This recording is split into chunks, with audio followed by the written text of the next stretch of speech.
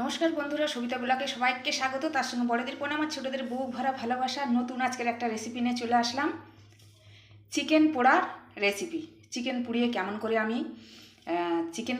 কেমন করে রেসিপিটা করি, রান্নাটা করি, আমার সঙ্গে থাকো, সাথে থাকো, দেখতে থাকো।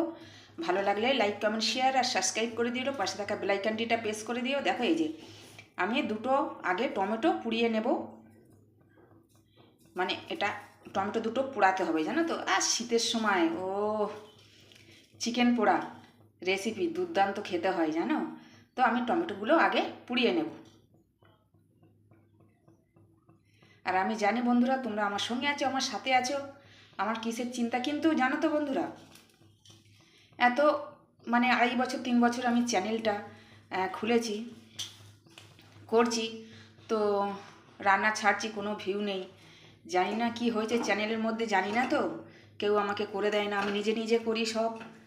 একটা সময় যদি এই চ্যানেলটা গ্রো হয়, সব কথাই বলবো, আমার কষ্টের কথা, আমার সংসারের কথা, আমি যে চ্যানেলটা যে কিভাবে আমি নিয়ে যাচ্ছি এগিয়ে, কত কষ্ট করে, সব কথাই তোমাদের সঙ্গে তুলে ধরবো।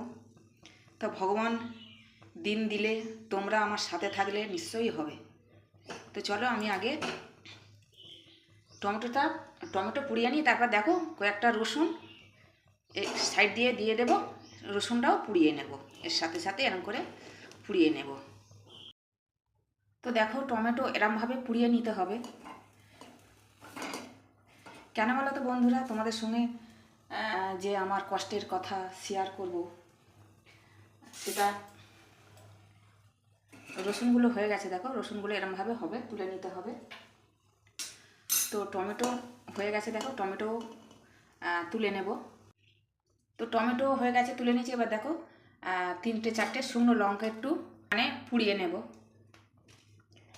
কষ্টের কথা কেন বলো তো, একা একা এডিট করি। আমার একটা চ্যানেল নয়, আমার আরও 2টো চ্যানেল আছে। আমি একা একা এডিট করি, একা রান্না ধরি, একা হাতে করি, এডিটে করি, থাম্বনেলও বানাই। কতটা কষ্ট বন্ধুরা তোমরা জানো, যে একটা চ্যানেল চালাতে গেলে কত কষ্ট। কিন্তু আমার বাড়ির লোক আছে, পড়াশোনার লোক আছে, সবাই আছে, জানো তো, আমাকে করে দেয় না। এবারে দেখো, কাঁচা লঙ্কা ধুয়ে পরিষ্কার করে, কিন্তু কাঁচা লঙ্কা ফাটতে পারে একটু দিয়ে, কাঁচা লঙ্কাও 4টে আমি পুড়িয়ে নেব। তোমরা এরকম করে খেয়ে দেখো, দুর্দান্ত লাগে। শীতের সময় নানান ধরনের ভর্তা করে খাওয়া যায়। এখন অনেক রকমের সবজি উঠেছে। তো আজকের যে রেসিপিটা করছি, একদম দুর্দান্ত, একদম জিভ দিয়ে জল এসে যাবে। যখন মাখাবো না, তখনই জিভ দিয়ে লালা পড়বে, বুঝেছ। তো এদিকে দেখো, কড়াতে আমি সর্ষের তেল দিয়েছি, আর আমি একটু পেঁয়াজ ভেজে নেব।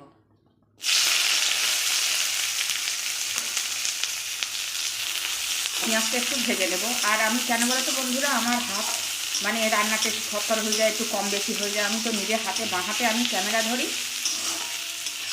আর আমি রান্না করতে থাকি, জানো তো। বাঁ হাতে ক্যামেরা ধরে আর আমি রান্না করতে থাকি। এই জন্যে না কম বেশি হয়ে যায়, একদম পুরো দেখাতে পারি না। তো আমার সংসারের কথা, আমার কষ্টের কথা একদিন শেয়ার করব তোমাদের সাথে। তোমরা যদি শুনতে চাও, আমাকে কমেন্ট করে জানিও যে কী কষ্ট।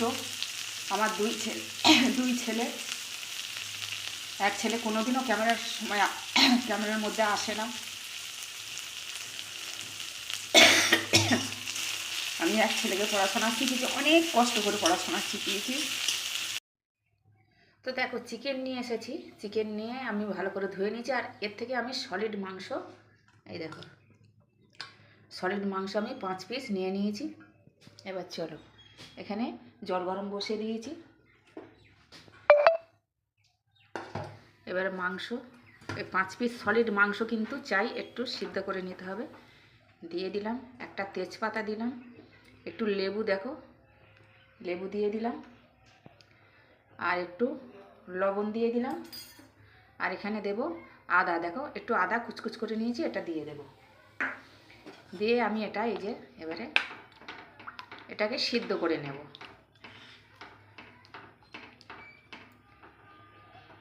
ঢাকা দিয়ে আমি 5-10 মিনিটের মতন সিদ্ধ করে নেব। তো দেখো, আমি 10 মিনিট চাপা দিয়ে সিদ্ধ করে নিয়েছি। মাংসটা দেখো সিদ্ধ হয়ে গেছে, এই দেখো সিদ্ধ হয়ে গেছে। এবার আমি এটা গ্যাসটা অফ করে দিই। এটাকে আমি ছেঁকে তুলে নেব। ছেঁকে তুলে একটা পাত্রে রাখবো। তো দেখো মাংসগুলো ঠান্ডা হয়ে গেছে। এবার আমি এই জালির মধ্যে নিয়ে নেব। এখানে গ্যাস জ্বলছে। এবার আমি এগুলোকে পুড়িয়ে নেব, মাংসগুলোকে পুড়িয়ে নেব। তো দেখো এরকমভাবে চামচ দিয়ে একটুখানি আস্তে আস্তে উল্টে উল্টে পুড়িয়ে নিতে হবে। মাংসটা আমার আর একটু বাকি আছে পুড়বে। তো চলো আমি পুড়িয়ে নিই মাংস।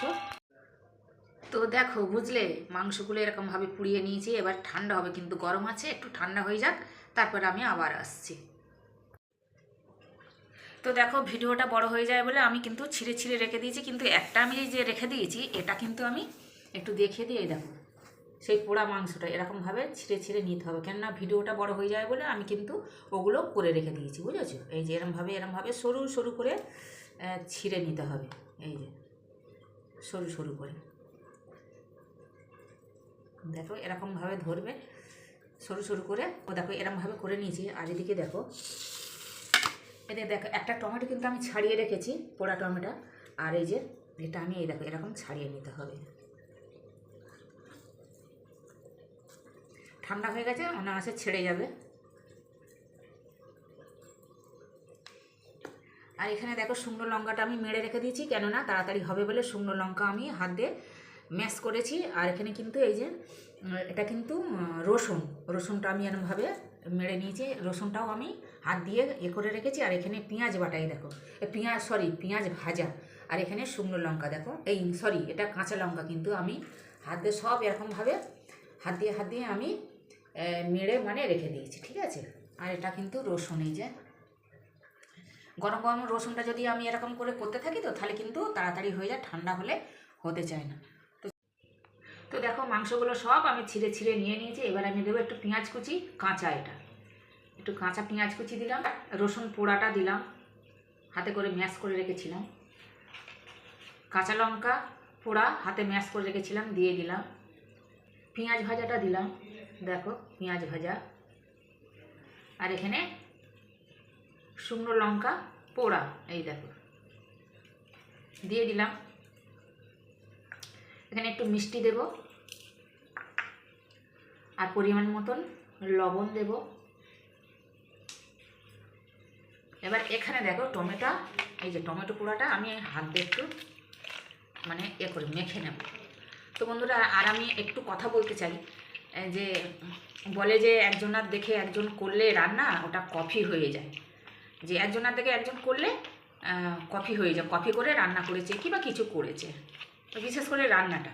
তো বন্ধুরা, রান্নাটা তো মা মাসির কাছ দিয়েই শিখতে হয়। মা মাসিরা ঠাকুমারা রান্না করে, সেইগুলোই তাদের কাছ থেকেই শিখতে হয়, কিংবা বই দেখে শিখতে হয়, বইয়ে রান্না লেখা আছে সেগুলো শিখতে হয়, কিংবা নেট ঘেঁটে শিখতে হয় এইগুলো, কিংবা বড় বড় রেস্টুরেন্টে আছে তাদের কাছে গিয়ে রান্না শিখতে হয়। মায়ের পেটের ভেতর থেকে তো আর রান্না কেউ শিখে আসে না।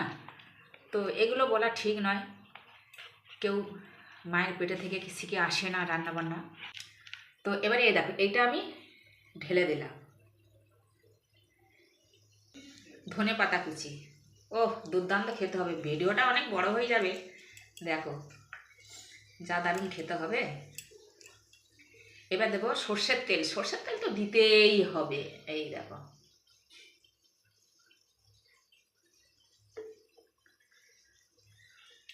এবার আমি এটাকে মাখাবো। আহা,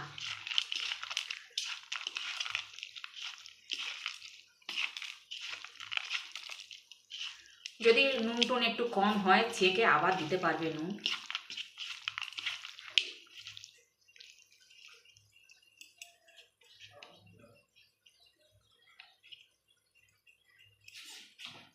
তো দেখো বন্ধুরা কত সুন্দর হয়েছে, দেখো দারুণ হয়েছে, দেখো মাখাটা।